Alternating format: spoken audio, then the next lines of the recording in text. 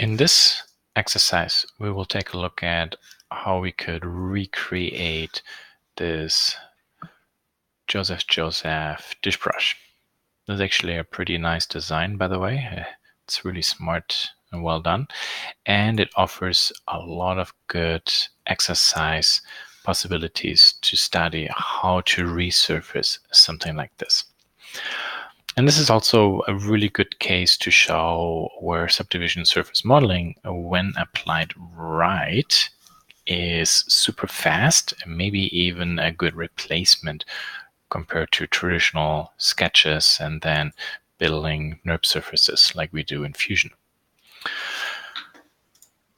I, for example, here, just as an overview, model designed that basically captures all the individual elements, kind of like a wider part at the end, this extrusion, the transition from soft to a flat area, and then also here the rounded part, which is being used for holding the bristles. And this whole thing, we will actually build at one point just a half model.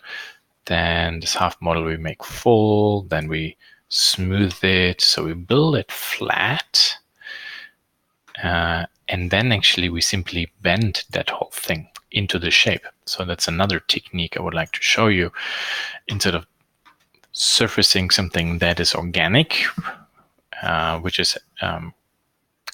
which can complicate subdivision surface modeling a little bit, we simply build this nice and flat, and then we bend it into the shape we need. Boom. Okay, this was the introduction. Let's get cracking. The files for this you find online inside the brush scan. There I have the OBJ including the texture. So to prevent any texture hiccups, make a new folder. Let me call this one Joseph, and the downloaded brush scan folder we move in there. Very good. So, and then this whole folder you move, not individual files. Let's go to Blender. New. We want to import the scan first. There's the desktop, Joseph, there's the scan, here's my object. What we do here doesn't matter. We have to orient and then scale the object anyway. It's going to take a second. The nice thing is the brush has actually some really hard edges we can measure. For example, here, this flat area. That will be very useful to establish a somewhat accurate scale. So I am in front view. So I press R, simply rotate it. R and Z, rotate it this way. Maybe rotate it a little bit more. Go to here, and yeah, I will just rotate the whole object so that maybe this part is flat. Okay, let's say like this. Then we need to establish the scale. I'm going to measure the part, and it is 36 wide and roughly looks like 12 deep. So Shift S, cursor to there. Then we make a plane, press N in case you don't see it, and we set this is 12 millimeters, and then the width was 36 millimeters.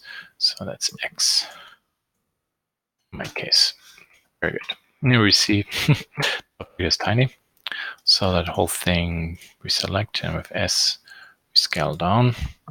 I press Ctrl 7. So I look from below, or you can also use the navigation tool. And I will select this. G and Y, move it down.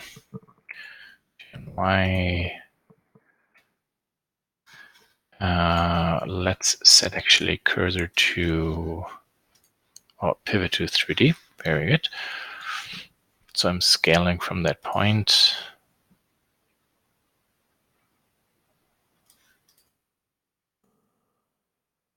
And there looks like we're getting pretty close to that thing.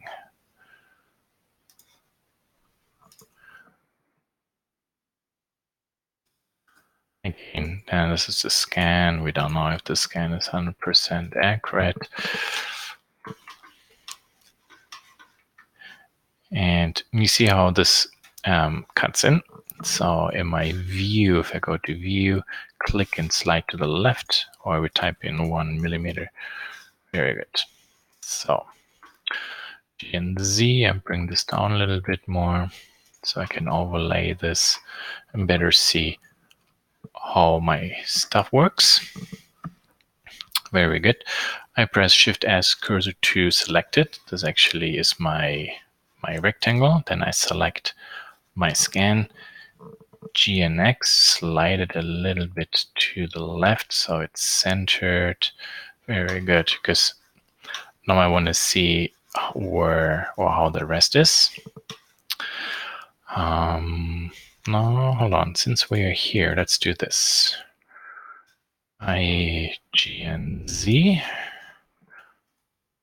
I first want to check if this is good. Yeah, it's plus minus okay. Shift S, cursor to selected. Wireframe, just rotating this a little bit. So this is parallel. Very good. RX and 90. Look through the x-axis, which is why I knew RX. And I move this plane to there. And let's see, there we can see actually this side dips up a little bit more. So we still have the 3D cursor selected. This is now going along the y-axis. So RY, and obviously RY there. So that looks pretty good. Okay, nice. So with that figured out, we need to do the area there. We can see already this is not correct. We have our pivot point there still set. So our in the top view, and I'm actually using the grid to see when stuff lines up. So 1 cube over, 1 cube over, which means this looks pretty close. Cube and a half, 2 cubes, 2 cubes, 2 cubes. Yeah, the scan is also not 100% the same. And is even the object really the same? That's another question. But let's keep it at this. This is pretty good. So we have established the scale and we rotated it. So we go Object and Apply Scale Rotation. There we are. Very good. So what we can do now is Shift S, cursor to World Origin. And then we say 3D cursor. So the origin was set to the center of the object. And I press 7 and press 1. So 7, you see how it's rotated, and 1 is the side. I prefer very often to work oddly in front views. 1, so 3, technically speaking, is correct. It's up to you, but if I press 7, you see this object is vertical, which is why I don't like it. So R90, I just rotate it to here. 1, there, see it rotates up and down. That's the orientation I want. This one we don't need anymore. Sayonara. And now it's up to you if you want to maybe make this more vertical, I would keep it horizontal, maybe make it a little bit more like this, so it's easier to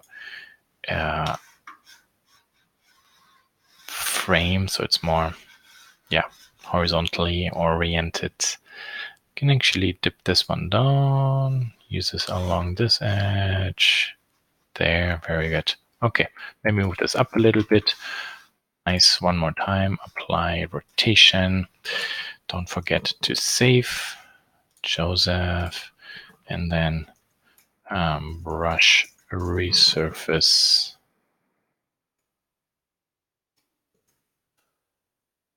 Actually, this is more resculpting. And that's part 1.